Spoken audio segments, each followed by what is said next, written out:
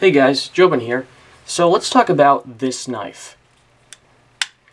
Now, I say this knife because what to call it is actually a little complicated, and I'll get to that in a minute. But right off, this may be looking familiar to a lot of you, even if you don't know this exact one. And that's because it is basically the big brother to the very popular Sanrenmu 763. Which is out of production and now back, a little bit changed. That's for a future video. But anyway, this was a very popular and expensive folder, and as you can see, this is basically the same thing. Different lock and about 25% bigger, but exact same design.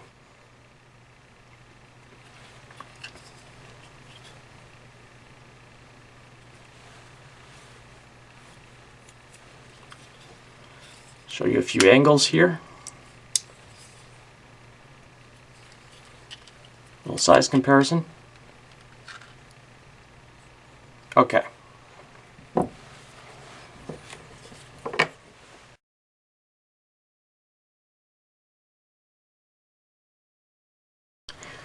Now, why did I say that deciding what to call it is a little complicated? That's because it's available in two flavors, to my knowledge. This exact one I'm holding in my hands right now, I'm going to zoom in a little bit so maybe you can see this. Too far. Sorry about that. You can see that it is branded Real Steel. And on the reverse, model number E963, and then the blade steel, HCR 14 MOV. Now, Real Steel is Sanrenmu trying to go upscale. And they have several, I think about 4 different product lines at price points ranging from this, which goes for about $30, more expensive than a normal Sanrenmu, but not very expensive, up to about $400. They're trying to get into the mid-tech market with some very interesting looking things with a lot of titanium and so forth. Anyway, so there's this, the Real Steel E963. However, there is also this, which is the question mark? Completely unlabeled. And I will read the explanation to you from this straight from the website of a Hong Kong dealer that I get these from. They call it the Sanrenmu 9063, which I do as well because why not? Important notice, this is a knife made by Sanrenmu for Chinese market. There is no Sanrenmu logo or any other logo and no words on the blade. They do this to avoid law problem, as this knife is with too long blade according to Chinese law. So, apparently Sanrenmu is, perhaps with questionable legality, selling these in country when they violate some law. I don't know about that. Certainly not an expert on Chinese law. But interestingly, it does offer us sometimes the opportunity to get these completely unmarked knives. And the cool thing about this is, at least at the time of filming, the unmarked ones that are Sanrenmu, even if unmarked, instead of Real Steel, are about half the price. $30-ish, $17-ish, about.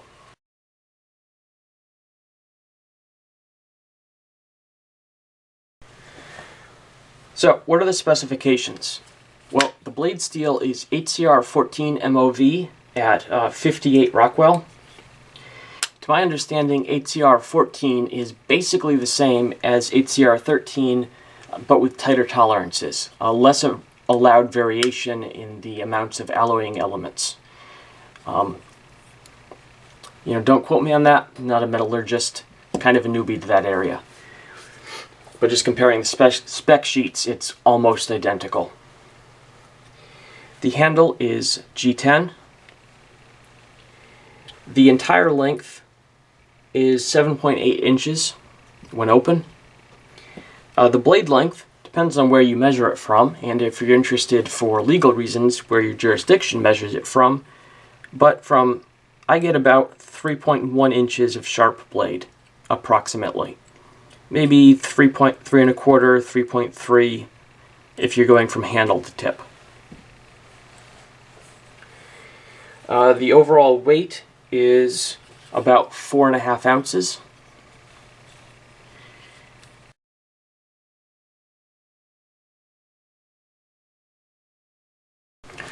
Okay, now, things I like about this knife. I like that it opens and closes very easily.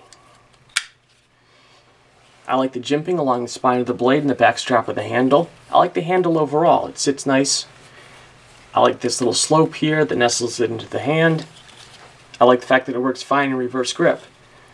I like that transferring the knife around feels agile and balanced.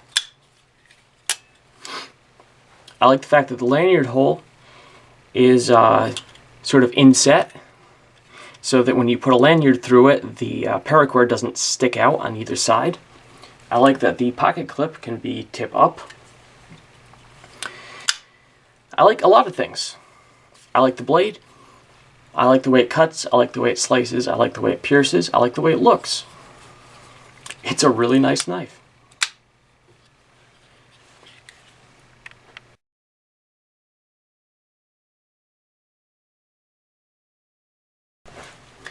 Things I don't like. There are a few. I said I liked something about the pocket clip. I don't like a couple things about the pocket clip as well. I don't like that it's no longer lefty friendly. It's not drilled and tapped on the left side. That's a bummer. Also, I think these cutouts make it a little too flexible. This could get bent fairly easily, and that's a downside. I like some of the jimping, but not all of the jimping. If you're looking close, down in here, zoom in a little bit, you'll see that on the lock bar, it's jimped.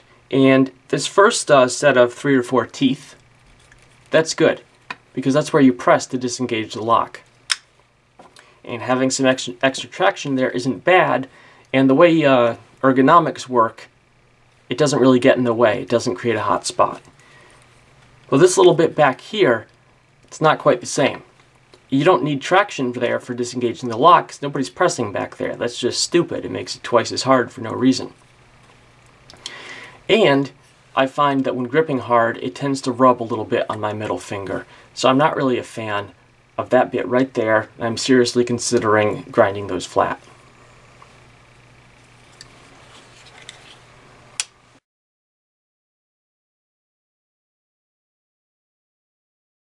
I think it's worth mentioning something else about the lock.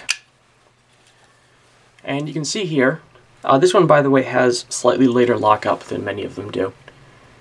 But as you can see here, the lock bar looks fairly thin. And that's what I thought when I first looked at it. And I showed it to a friend, and he said, the lock bar looks pretty thin. And he said, well, but I guess it doesn't really have a cutout, so whatever. And what he meant by that was, if you look at a knife like a zero tolerance 560, you look up here, there's the lock bar on a frame lock, and it is massive. But by the time you get down here, they had to mill out a big chunk of it to make the titanium flexible enough to actually operate. And as the old expression goes, a chain is only as strong as its weakest link. Now, one thing having more thickness along most of the length can do is it provides additional stiffness. But in the case of the 9063 lock, I don't think this is likely to be a major concern because of something I noticed about it. And that's that if you look at the lock bar and the way it's bent,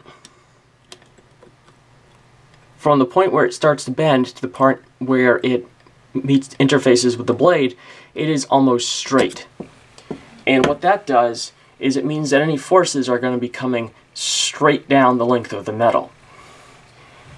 Here, I'll try to demonstrate with this ruler. See, it's a very flexible metal ruler. And if it's a little bit bent, and you apply some force, it bends further, right? But if it's straight, and you apply force straight down its length,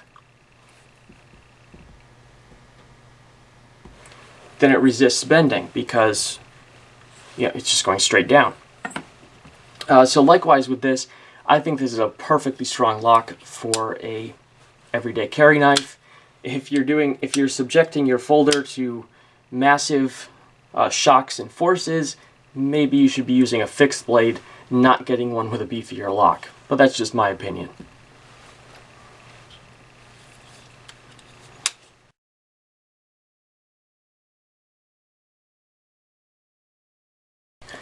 So, final word, what do I think of the 9063/E963? I think it's a great knife. It really is. I've been carrying it a lot, and that's not just because I knew I was going to have to do a review of it soon. It's because it's useful, I like using it, I like playing with it. And I think it's a great deal for the money, particularly for the Sanrenmu made unmarked, well, the unmarked ones right now. That's an amazing deal, but even at the Real Steel price of about 30 bucks, this is decent competition for a Spyderco Tenacious or something like that. It is a really good, high-value knife, which I would recommend very highly. You know, one postscript that I don't think I mentioned earlier, Sanrenmu's hardware has gotten a lot better. It used to be that with these knives, they would be pretty decent, unless you tried to take them apart for some reason. And then you'd find that the screws and stuff were very soft, and they stripped out, and it was a mess. That does not seem to be the case by and large anymore. Sanrenmu's hardware, their screws, has gotten a lot better, and overall, I haven't seen the same kind of problems with stripped screw heads and stripped threads and stuff that I used to see back 3-4 years ago. So overall, this is a great knife if you're looking for something with about a 3-inch blade. And that's about it. Alright guys, hope you enjoyed this video. This is Joban signing off saying, remember where your knife is.